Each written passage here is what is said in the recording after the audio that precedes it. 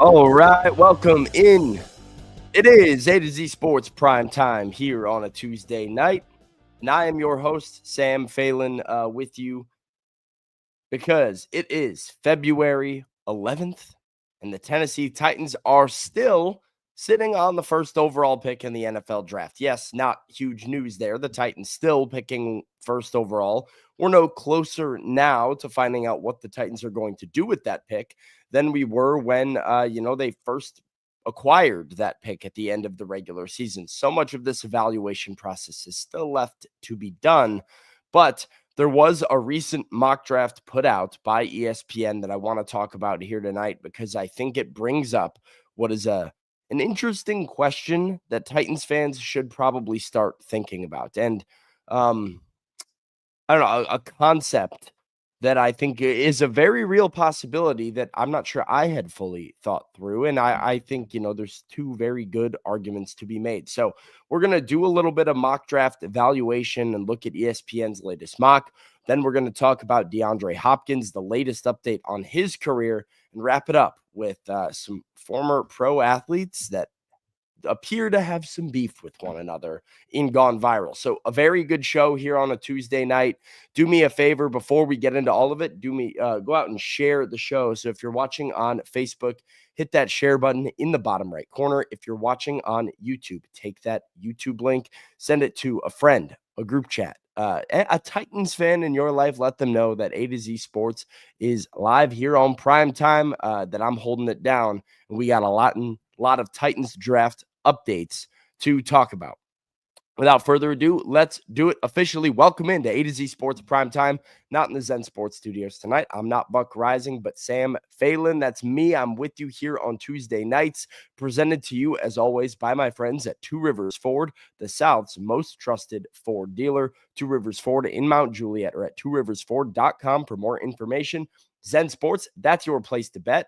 So if you're looking ahead, I know NFL playoffs are behind us here, but we got college basketball. We got some NBA stuff getting a little interesting after the trade deadline. Go to Zen Sports and place your bets. Use the promo code ATOZTN in the Zen Sports app. If you're in need of a new workout program, TrueMav Fitness, that's the place for you. No workout is ever recycled or repeated at TrueMav. So if you go to TrueMavFitness.com, you can get more information. And Bart Durham Injury Lawyers for your big truck wreck and is their fight for justice. A crash can change your life forever, and Bart Durham is only a phone call away, and they can help you out. So call them, Bart Durham Injury Law. All right, let's talk about this ESPN mock draft here. Field Yates of ESPN put out his latest mock draft and had the Titans passing on the quarterbacks in this year's class, passing on Cam Ward, passing on Shedeur Sanders. There have been a handful of people who have thought that was a possibility. I think it's a real possibility for the Titans as well. But Field Yates went a little bit, what I thought was unexpected. He did not have them trading the pick. He did not have them selecting Abdul Carter. Field Yates had the Titans going with Travis Hunter at 1-1. So Joey says a lot of the new mocks have Ward going 1. He still thinks the Titans go with a QB at 1. I think that is a very real possibility too. But here was what Field Yates had to say about the Titans picking at first overall. And I guess this is the first few picks in the draft and his rationale for each one of them. And let's start with Travis Hunter, the wide receiver or cornerback from Colorado. You take your pick. It's the versatility, though, that separates him from the rest of the pack. This guy has the ability to become an all-pro level wide receiver or all-pro level cornerback. Yes, we have never seen it at the NFL. We have not seen a player go both ways in a full-time capacity. Do I expect it? I'm not sure, but do I think he's capable of at least playing some snaps on both sides of the ball? That much is for sure, and for as good of a football player as he is, his football character matches it. This is a rare individual who would land in Tennessee. Cleveland is up next, and as you know, Myles Garrett wants out. Whether he stays or whether he goes, Abdul Carter, to me, along with Travis Hunter, is in a tier of the top 2 players in this entire class. He had a wonderful season this past year, 12 sacks. He was at his best when it mattered the most. He was dominant during Penn State's run in the college football playoff. This guy has the best first step quickness in a very deep edge class this year.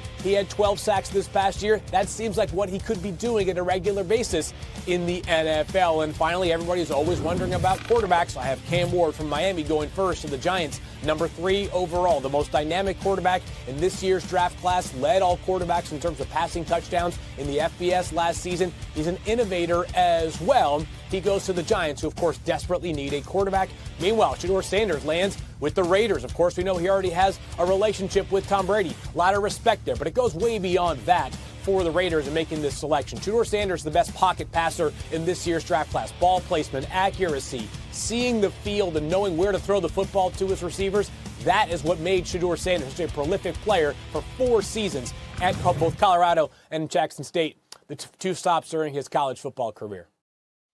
So there is Field Yates breaking down some of the top picks in his latest NFL mock draft, which was his mock draft 3.0 over on ESPN. Here's what he wrote, going a little bit more into detail about why he has Travis Hunter being the pick for the Titans at first overall. The Titans have made it clear they won't force the quarterback issue at number 1 if they don't deem one of the passers worthy of the pick. Cam Ward, Shedeur Sanders will be in the mix here, given Will Levis's struggles, but Tennessee could go another direction, and that opens the door for a spirited debate in picking between Hunter and Penn State edge rusher Abdul Carter. While there is little precedent for a prospect playing both sides of the ball in the NFL, Hunter has a rare skill set. Scouts have noted his determination and focus as reasons why he was able to play an astounding 1,458 snaps this past season. The Titans need help at both wide receiver and cornerback, and Hunter, who I'm ranking at corner right now, could boost either spot. He caught 15 touchdown passes and had 4 interceptions in 2024. There is the analysis. Now, some of this is spot on, right? The Titans have made it clear they're not going to force the issue at quarterback. I think the Titans want a quarterback, but I don't think they necessarily feel pressured to pick one just because. I will once again remind everybody that the NFL draft is after free agency, and the Titans will have opportunities to go and sign Sam Darnold, go and make a trade for a veteran like Matt Stafford or Aaron Rodgers or Derek Carr, whoever they want to go get before they have to make a pick at first overall. So there is a real possibility that they just decide to pounce and get their quarterback earlier than that first overall pick. I will say, with that in mind, I think the Titans' timeline for trading that pick is shortened. You probably have about a month, if you're the Titans right now, to decide what you're going to do. It's a very interesting, tricky timeline, because think about it this way. If you're the Titans and you go and you pay Sam Darnold, everybody knows you're not drafting a quarterback. So teams might be less motivated to trade up with you. You might lose a little bit of your leverage. But if you are trading away the pick before you've secured a quarterback, you could end up getting left out and cut out entirely. So tricky thing that they will have to balance.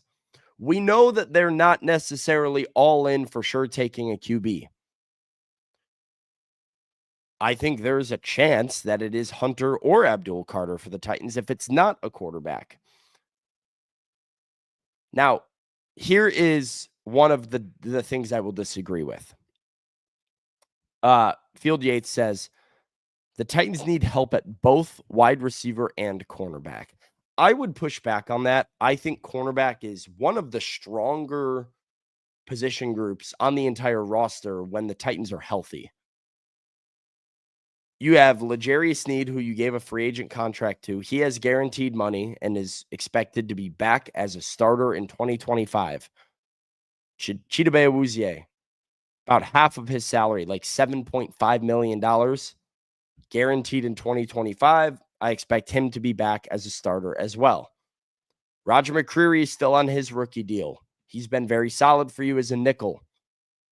Then there's Jarvis Brownlee Jr. Maybe you want to play Jarvis instead of McCreary because Jarvis is a rookie. He's going into year 2. He started 14 games after being drafted in the 5th round, and you feel really good about Jarvis. Honestly, I look at the Titans corners and I think there's a block here. Somebody's not going to get to play that should be playing. Adding Travis Hunter to that equation, I don't know how smart that is. Now, here's the all other side of that coin. It's an unprecedented talent. A guy who can legitimately play both sides of the ball in the NFL. Scouts do believe that. I've heard scouts saying that he's going to be an elite nickel. I've heard scouts saying that he's an elite wide receiver if he focuses on it. Maybe the best option is he's a third down cornerback that you throw into your defense. But an elite wide receiver, this is a guy who caught 15 touchdown passes, as it says at the bottom, and never once fully committed to playing wide receiver. So there is an upside there. And like I said, an unprecedented type of pick. I'll play you just the part about Hunter once again for why Field Yates thinks worthy of the number 1 overall pick. And let's start with Travis Hunter, the wide receiver or cornerback from Colorado. You take your pick. It's the versatility, though, that separates him from the rest of the pack. This guy has the ability to become an all-pro level wide receiver or all-pro level cornerback. Yes, we have never seen it at the NFL. We have not seen a player go both ways in a full-time capacity. Do I expect it? I'm not sure, but do I think he's capable of at least playing some snaps on both sides of the ball? That much is for sure, and for as good of a football player as he is, his football character matches it. This is a rare individual who would land in Tennessee. Rare individual, football character matches it. Could be an all-pro at either one of the positions, and honestly, why not both? All of those things, very true, makes him just a super, super compelling prospect, and I think makes this draft very interesting with 3 teams at the top of the draft board that need quarterbacks, and which one of them will decide, to go for the generational, potentially talent that is Travis Hunter. It did spark a debate, though, that I want to go ahead and talk about. Because as Field says, and as he writes, it is absolutely not a slam dunk that the Titans are going to take a quarterback. And it is not a slam dunk that they're going to trade the pick. So if the Titans don't trade the pick and they pass on a quarterback, who should they take at first overall? Abdul Carter or Travis Hunter? Who should the Titans draft if they pass on a quarterback at first overall? Carter or Hunter? You guys all let me know down in the chat. And while you do that, I'm going to let you know about something you cannot pass up on. And that is my friends over at Two Rivers Ford, because they are the home of the Ford Bronco. The Two Rivers Ford team is inviting you to come and get to know the Ford Bronco. And this is an open invite. You don't even need to be in the market for a vehicle. The Two Rivers Ford team is a team of Bronco experts on hand to introduce you to the Ford Bronco, answer your questions, let you test drive, show you on and off-road capabilities, the technology, accessories, etc. And remember, this is a Two Rivers Ford sales team that does not work on commission. They're just there to educate you, to answer questions, to introduce you to a really cool vehicle that you might not know a lot about. So that's one of the reasons people love doing business with them, Two Rivers Ford. It's why they're the South's most trusted Ford dealer. So go see my friends at Two Rivers Ford in Mount Juliet, just 7 miles east of the airport, and get to know the Ford Bronco. Two Rivers Ford is your Ford Bronco headquarters. And then when you're done with that, hit up, make a phone call, go talk to my guy, Gary Ashton at GaryAshton.com. He's the official realtor of the Nashville Predators. Don't sell without the intel. Get your dream address without the stress. Gary's got the intel that you need to succeed. The official realtor of the Nashville Predators. Visit GaryAshton.com. Okay, let's see what you guys are thinking. I asked you. The Titans are passing on a quarterback. Who should they take first overall? Carter or Hunter? Roy says Carter. MB says Carter. Richie says Hunter. Najee says Carter. JD says C above Carter. And here is C above. 2025 goal, fix the lines. Sign Stanley, draft Carter and a right guard. Go with Stanley, Skoronski, Kush. Latham on the right side. I don't think they'll do that. Carter, Simmons, Josh Sweat. No, that's not Josh Sweat. That's T'Vondre Sweat still. Titans fans really want Josh Sweat to become a Titan. I think that's a name that we will not stop hearing a lot about. Harold Landry on the edge. I don't think Harold Landry stays on the team. I think he's an easy cut candidate there. But I appreciate the plan. I do think you have the right idea, JD. Building the trenches is never a bad place to start for a new GM and organization that's trying to reset. Abdul Carter for Brad. Abdul Carter for Major Keys. Abdul Carter for Michael Snyder. Mike Hobbs says Travis Hunter. I'd be Carter, but I would be happy with either. Carter by Levi. Hunter, because I don't think Abdul Carter's worth the number 1 pick. And this is interesting. I can hear this out. I think when you're sitting at the number 1 pick, you're looking for like a quarterback or just a no doubt generational talent. Can Abdul Carter be that? Yeah, he could be like a really elite edge rusher, but I don't know if he's in the same tier as like a Myles Garrett was when he came out. So I can hear some of that you feel like we had number 1. And maybe this is Ethan. Here's what could be going on a little bit because I don't blame you for this. When the Titans secured the number 1 overall pick, Abdul Carter was mocked to go like 5th or 6th in the draft, sometimes like 4th. There wasn't really a thought that he would be actually going number 1. So when you envision the pick, when you envisioned, oh, we got number 1, it was we got Cam Ward or Shedeur Sanders or, oh, we got Travis Hunter. So if you get number 1 and come away without those 3 players, maybe it can be disappointing in that way. I've been saying Carter for months. Carter, if we're passing on a QB, I want to trade back. Carter or trade down. Hunter will be good, but he isn't needed here. Hunter from Vernon. Carter from Kyle. Most of you are on Abdul Carter. And I agree. I think everything Field Yates said was true about Travis Hunter, the player. But I disagree with the fit. I have a hard time drawing the line between Travis Hunter to the Titans at 1st overall when you're talking about a team that has cornerbacks and a prospect that most people evaluate as a better cornerback than a wide receiver. And if he is a wide receiver, that's great, but I'm not taking a wide receiver 1st overall. I can see it if you're trading back and you're the Titans. But I just think there's so much opportunity with the number 1 pick in the draft to get a player of need at a premium valuable position or get out of there and get assets back. To me, it's either Carter, a quarterback, or you trade out of the pick. That seems to be what's most logical. And I could get on board, absolutely, for Abdul Carter being the pick. I think Titans fans would be a little underwhelmed if Abdul Carter was the pick, only because you would want them to trade back. But they have to have a partner.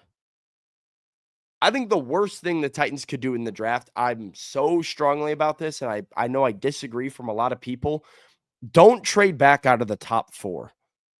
You have to stay in the top 4 because I think the dip in talent is significant.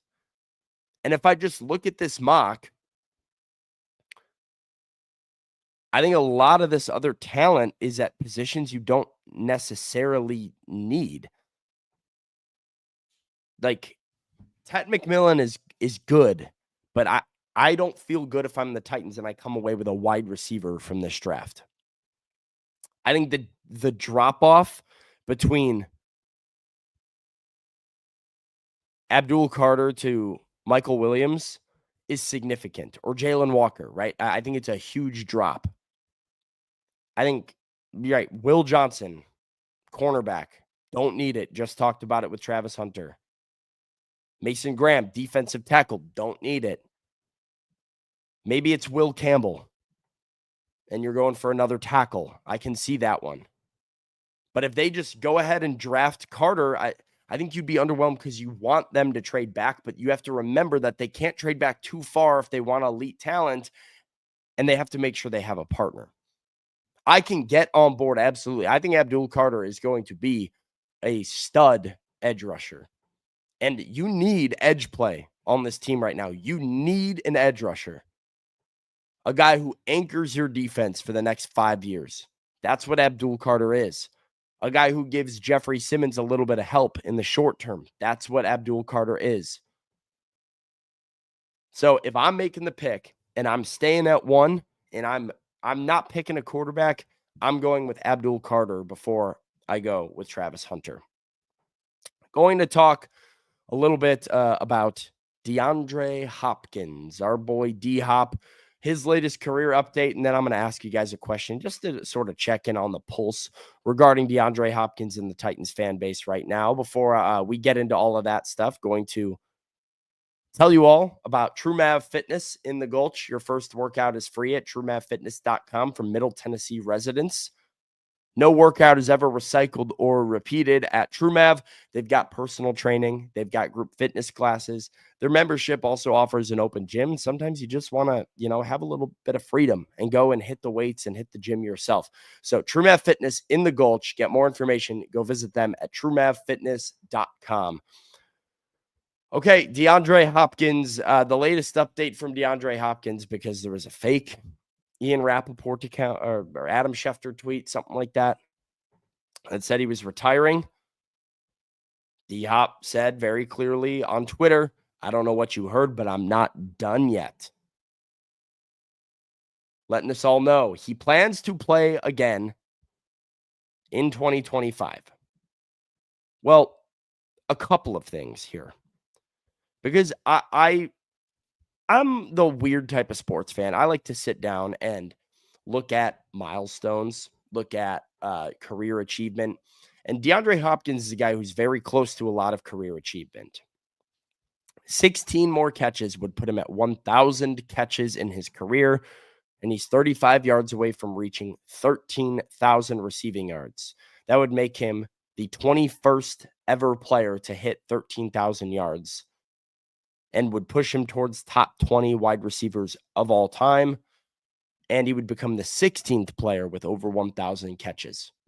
Real legacy stuff from DeAndre Hopkins. So I just wanted to ask you guys, because this was sort of tested with the Eagles-Chiefs Super Bowl and A.J. Brown going up against DeAndre Hopkins, but who is an active, what active former Titan, let me type this out for you. What active former Titans player do you root for the most in the NFL right now? We had the debate earlier on the A to Z Sports morning show about A.J. Brown or DeAndre Hopkins and who we'd rather see win the Super Bowl. I personally have a soft spot for Hopkins. I root for Hopkins a lot. I actually root against AJ. I tend to root against AJ Brown. I root for D-Hop. The Real Deal says AJ. Curtis says AJ. Major Key says AJ. Henry says Derek. Or MB says Henry. Ryan Ward says Derek Henry. Henry is my answer as well. I have a hard time. I mean, do you root for Marcus Mariota more than Derek Henry? If Marcus Mariota was a starter on a team, which there are some rumors that he might get a bridge quarterback job. Derek, D-Hop, AJ, Mariota, Malik Willis. I see a Malik Willis mentioned by Arthur Smith. who is the one if you had to get rid of every other former Titans player, couldn't root for him anymore, who's the one that you're keeping? I think for me, it's Derrick Henry. That's what Travis thinks and Michael thinks. JD says he's always pulled for Marcus. Henry. Curtis says not Henry because he can't cheer for the Ravens. Henry from Corey, number 22 from Marcus. The King. People say they like Marcus too. He was going to be Lamar. All right, follow-up question. Let's just keep this rolling here. What makes you root for a player when they're gone? Was it how much you liked them when they were here? Was it what they accomplished when they were here? Is it how they left? I tend to find it as like obviously a hybrid of all of them, but I think how you left matters a lot. Kevin Byard is a great example too. Yeah, that we didn't even bring up. I think how you left matters a lot. And your impact on the organization before you left it. To me, Derrick Henry is the perfect example of both of those things. As somebody who had the largest impact of any Titan ever, I think. Who redefined the brand that was Tennessee Titans football. And he left in heroic fashion. Like he played out his contract. The Titans didn't really want to bring him back. And so he went off and he signed a deal and he still has it. Almost went for 2,000 yards with the Ravens. There was no bad blood. Derrick will always be a Titan. I don't see that with AJ. And that for me is the difference between like AJ and Derrick and AJ and some of these other guys. Hopkins did want to be traded, but Hopkins left getting traded, and he did the Remember the Titans dance after he scored a touchdown in Kansas City. He was singing the praises of Rand Carthon and Amy Adams Strunk. He was reflecting positively on the organization. AJ was talking smack on Twitter. So I think it's a combination of what did you do while you were here? What was your effect on the community of Nashville and on Titans fans? And then how did you leave? Kevin Byard is a guy that I would think Titans fans have no trouble rooting for because he was awesome while he was here. And he got traded when he didn't want to be traded. And then he signed with the Bears. And now he's, a starter elsewhere in the league. We screwed everyone over except King Henry. I don't think this is true at all. I think if they screwed someone over, it was Henry, who wanted to be here. Hopkins wanted to be traded. AJ wanted to be traded.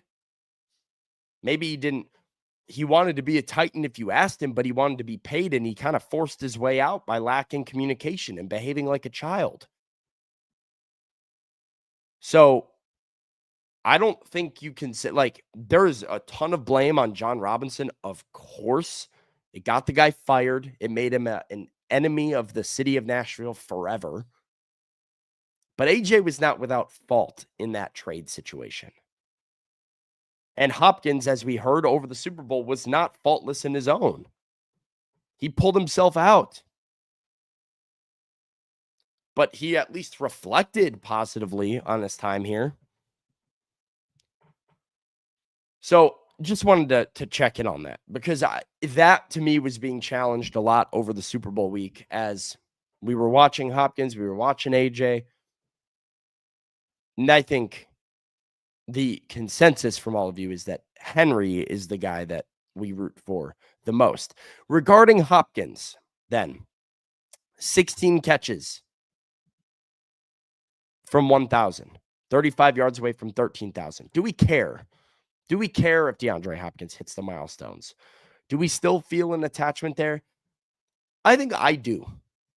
I think I'm still rooting pretty hard for D-Hop to get there. D-Hop was nothing but great to me when I interacted with him in the Titans locker room. He did a lot of really good things for the Nashville community. He's a tremendous player, and by all accounts, was a great leader.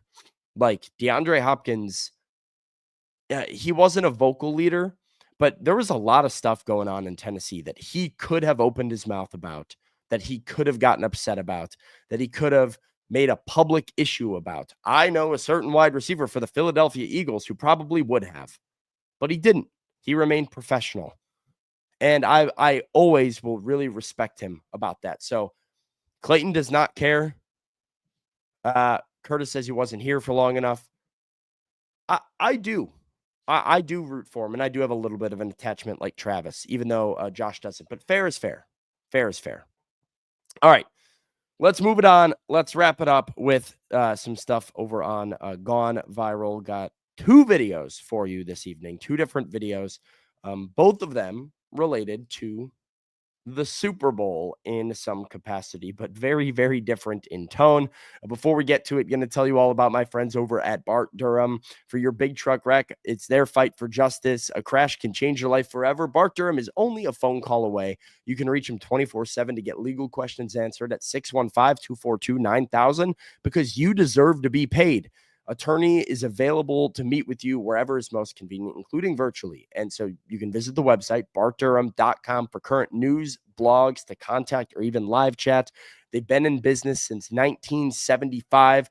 That's years of experience dealing with all kinds of wrecks. So bartdurham.com and 615-242-9000 for 24/7 questions being answered at Bart Durham Injury Law.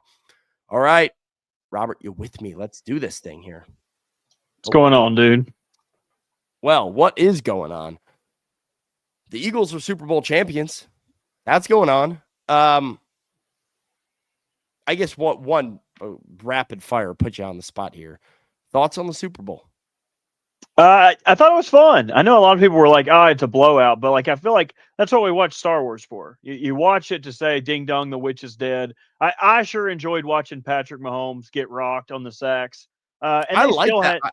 I liked that it was a blowout and the Chiefs were on the losing end of it. I kind of enjoyed a little bit of misery for them.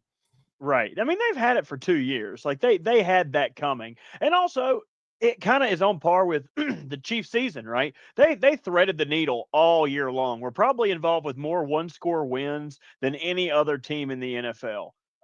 Where if you probably swapped the one score, like I would assume yeah. that the Chiefs would would not make the playoffs. They probably have a sub 500 record. But yeah, I enjoyed the Chiefs getting their ass whipped a little bit. Halftime show. I thought it was good. I'm kind of in the middle, man. I was disappointed because I enjoy Kendrick. I'm a big Kendrick fan, and I thought he left a lot of meat on the bone, not diving into his catalog. Only 2 songs from the whole show weren't off this latest album. But you know, the halftime show is not a concert; it is a show. So he had a skit, a message built, and his old catalog doesn't necessarily fit in that. So that show, I've seen a lot of people who really enjoyed it, and then obviously, same as every year, there's a lot of people who want to shit all over it. Is it as good as I wanted it to be? No, but I feel like everything falls short of your own expectations unless it's spectacular. But was it good? Yeah, it was a good halftime show.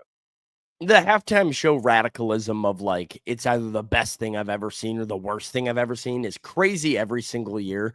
I was watching it and I was just like, yeah, there's going to be people that are online saying that this is the greatest thing ever performed by anybody ever. And then there's going to be people that hate this because I will say for the anthem and the halftime show, I will say the audio mixing I thought was horrible. I couldn't hear much. I was really trying to hear it. And I feel like I was having trouble hearing and understanding what was being said, which I was disappointed by.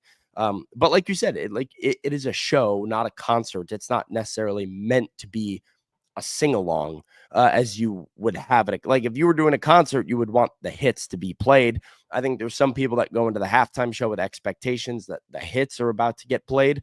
And there weren't many of those in the show on, but the cameos were fun. I liked SZA, Serena Williams for like 2 seconds.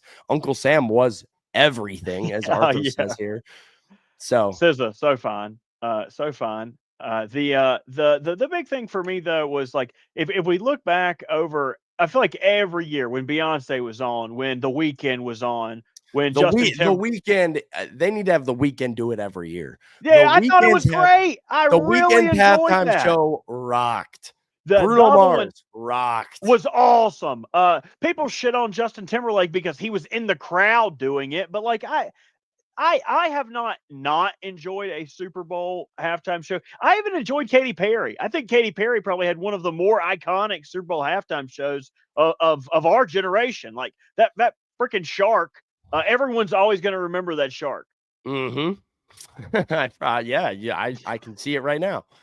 And then Lady Gaga, where she just went like and jumped out of that. Like we get memes every year. As long as it's memorable, as long as you can cite something, we'll always be able to cite Samuel L. Jackson as Uncle Sam. Oh, the "Hey Drake" with the smile from Kendrick is well. I mean, there's a meme that will live on, Right and will into live on, and will live his on. soul. He looked into his soul when he did that. Well, listen, one of the highlights that I think happened out of the Super Bowl, or at least some of the biggest dialogue coming out of the Super Bowl is around Jalen Hurts. Some people have been big Jalen Hurts haters. Some people have doubted him. I was kind of one of those people, and I still might be one of those people. We'll talk about it. But, here is a video, a commercial that I saw pop up that I just thought was so sick. And if you're Jalen Hurts or you're a Jalen Hurts guy, what a victory lap this is. Hate that you said he wasn't a top 10 quarterback? Hate that you said he couldn't throw the ball? Hate that he got over when push came to shove? Hate that he always say the right thing? Money is nice, championships are better. Hate that in your all-knowing, armchair wisdom, you were sure he'd come up short. Hate that you got it wrong?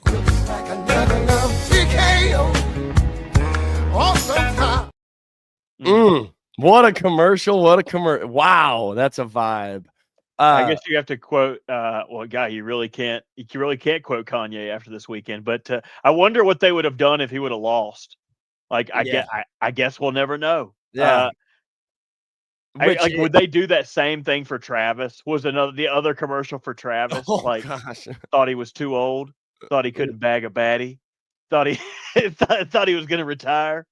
Yeah, That's wrong. It probably would have been a D-Hop commercial. I like that. He's smooth enough to use. Yeah, you're right. They're not buying the rights to two separate music files for that. It's that music file, and it was D-Hop, and it was 100%. And he was gonna kill it.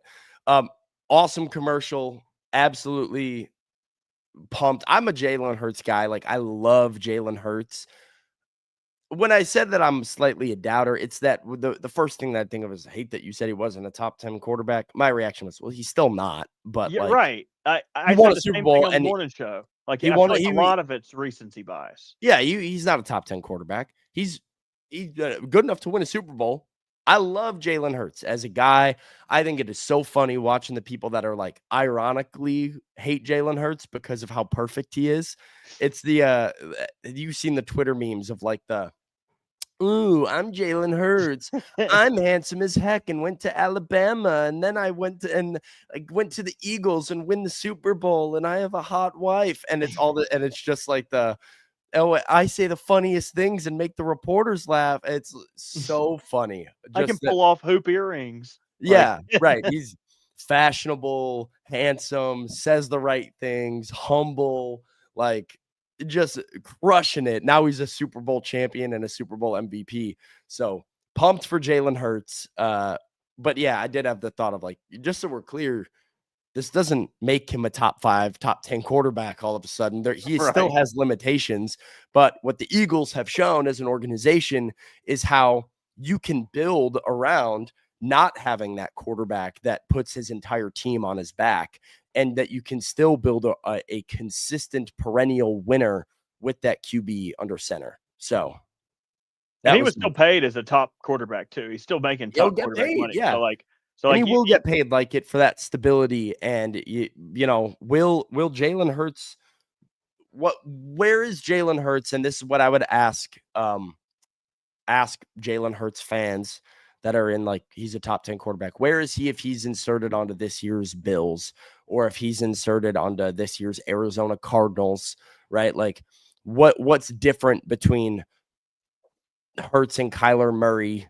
Like it really at the end of the day, like, is there a huge difference between the two? Probably not. Hurts does a few things better in the Eagles offense. So I think that's all relative, but it does show good process from a good organization. Bad process, whatever got into former MLB pitcher John Rocker and former MLB pitcher Patrick Mahomes Sr. in New Orleans.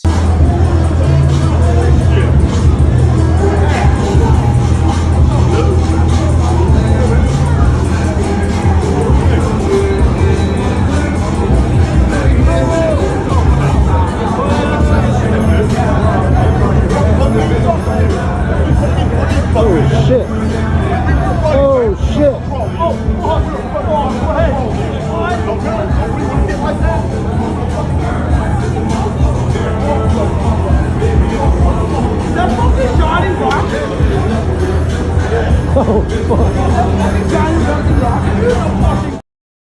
Is that Johnny Rocker? That's Johnny Rocker? Is that Johnny Rocker? Like, what? Neither one of those guys wanted to fight, by the way. No. They just, you better not. God, I wish there wasn't somebody right here. Oh, I wish. We weren't on Bourbon Street right now. If there wasn't people around, why I oughta. Like, anybody that, if you want to fight, people will fight. You can tell if somebody wants to fight. A fight will happen. Rocker, I think, could see that he was in a weak spot and was just going to try to antagonize him until he brought himself in. Rocker, by the way, jacked as hell. Oh, roided as hell. Like, I mean, this guy, there's no way he's natty, but this he's guy's big as juiced hell. out of his mind. I'm gonna be real. A tough look for both guys. For Both sure. guys. This is not where we want to be. John Rocker, for obvious reasons, like, you know, man, like you're already a problem enough. Like we've seen it over and over and over again. You don't need to be making headlines like this. And then Pat Mahomes, like, your son's playing in the Super Bowl, man. You don't need to be getting into fist fights on Bourbon Street and exchanging words with a known, like, racist MLB all-star. Come on, dude. We gotta be better. I will say, did you see the other update on this? Are you talking about the Rocker response or No? So this video, so this happened before the Super Bowl. It obviously didn't really come out until today, but something has been in the works for the last couple of days that I saw last night. Dave Portnoy of Barstool Sports has apparently arranged and locked in a fight on Rough and Rowdy between Patrick Mahomes Sr. and John Rocker. Shut up. When did that happen? I saw a video come out last night that was like a TMZ reporter or whatever that talked to Dave Portnoy about it, and he had the scoop. So how did I miss this, dude? It's in the depths of the internet right now, but if you look up Portnoy Mahomes Rocker or whatever, you will see that. Unfortunately, that is currently lined up. This is going to end up like another Jose Canseco situation where he's going to come in and they're going to have the weigh-ins and they're going to talk a lot of shit to each other. And then something is going to happen initially in the fight. Hangnail, I can't play, I can't fight. And it's going to be a 15-second ordeal. Like, unfortunately. Unfortunately, I will be tuned in. I'll be there. You can go ahead and count me in. Let me tell you right now, I'm gonna be there. Yeah, it's the opposite of Magic Johnson. Yeah. Like, exactly. At the off chance that either one of these guys gets knocked out, but just judging on that clip, you have to give the edge to Rocker. I mean, like, I understand David Goliath, tortoise and hare, all that, but I would have to lean Rocker. Rocker looks like he is in incredible shape. Patrick Mahomes' father is an alcoholic, and who might be out of shape. That is true, but I will say, I don't know what the shoulder mobility is looking like for old Johnny Rocker nowadays. He did look like a turtle, didn't he? I feel like he's not really letting it rip, and Mahomes might be a little bit agile. He's got to work with Pat on some of those juke drills and whatnot. That would be Portnoy in the video that I saw was sort of like hesitant to give up the information because he was like really not wanting it to fall through. But then when the guy started asking him like, well, what would prevent it from falling through? He's like, yeah, I don't know. I think it's done. Like, I think we have the contract signed, and he ended up letting it out. So I hope it happens, because what a fight that would be. What a get. That would be incredible. That would probably be the biggest rough and rowdy fight in Since they haven't Canseco, for sure. it's 100% Canseco. They just, everyone else has been like a failed child actor or a former pro wrestler or something like that. Nothing like this. Random dudes from West Virginia that just, I love it. you know. I love it. All right. That's all we got here tonight. Thanks for everybody tuning in. I will be back tomorrow morning, I believe, with Easton Freeze for the A to Z Sports Morning Show. So more Titans content, more Titans talk coming your way. Till then, tighten up. We will see you later. Go home. Go home.